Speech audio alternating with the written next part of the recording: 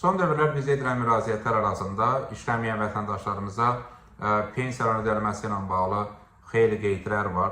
Nəzərə alsaq ki, mövcud qanunvericiliyə əsasən işləməyən vətəndaşlarımız pensiya yaşı tamam olan zaman əmək pensiyası deyil, yaşa görə müavinət almaq hüququna malik olur. Belə ki, xüsusən nəzərə alsaq ki, həm əmək pensiyası hüququ qazanmaq üçün minimum pensiya kapitalına malik olmaq lazımdır. Yəni hal-hazırda nəzərə alsaq ki, minimum pensiya 320 manatdır və 320 manat 144-ə vurulmaqla minimum pensiya kapitalı müəyyənləşir. Növbəti dövrlərdə də vətəndaşımız pensiya hüququ qazanan zaman məhz həmin dövrdə minimum pensiya məbləğindən asılı olaraq pensiya kapitalı müəyyənləşəcək.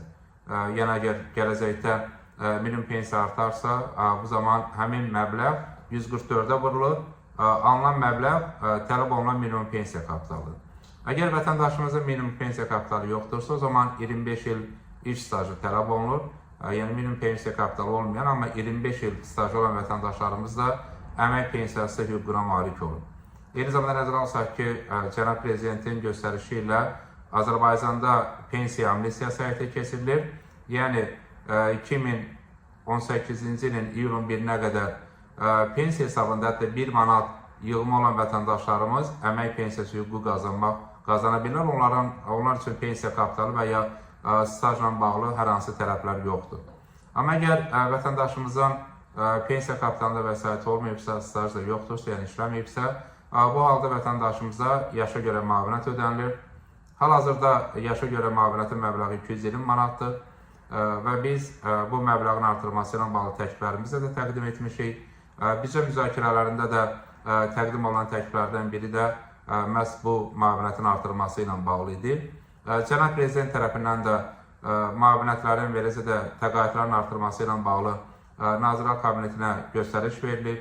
Güman olur ki, artıq Nazirlər Kabineti tərəfindən təkliflər hazırlanıb, ölkə rəhbərinə təqdim olunub. O demək ki, sosial paketin növbəti mərhələsində biz müavinətlərin və təqaüdlərin artırılmasını da müşahidə edəcəyik və təbii ki, Cənab Prezident tərəfindən sərəncam verildikdən sonra, sənəd imzalandıqdan sonra hansı müavinətlərdə və nə qədər artım olacağı bəlli olacaq. Təbii ki, bu istiqamətdə də təkliflər təqdim olunmaqdadır.